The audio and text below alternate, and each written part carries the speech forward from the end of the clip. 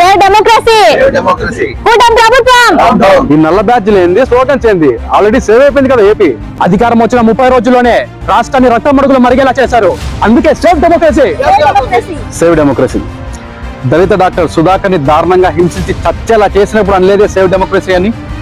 దళిత driver ని complete door delivery చేసిన MLC Anantha బాబుని కనీసం పార్టీ నుంచి సస్పెండ్ చేయకుండా పదవులు ఇచ్చి ముప్పొద్దులా మేపుతున్నారే, అప్పుడు అనలేదే సేవ్ డెమోక్రసీ అని. వాళ్ళ అక్కని ఏడిపించారని ఎదిరించిన ఒక చిన్న కుర్రాన్ని కిరాతకంగా కాల్ చేసినప్పుడు అనలేదే సేవ్ డెమోక్రసీ అని. వాళ్ళ సొంత బాబాయ్ హత్య చేసి కొలిక్కి రాలేదని 5 ఏళ్లలో ఒక్కసారి కూడా అనలేదే సేవ్ డెమోక్రసీ అని.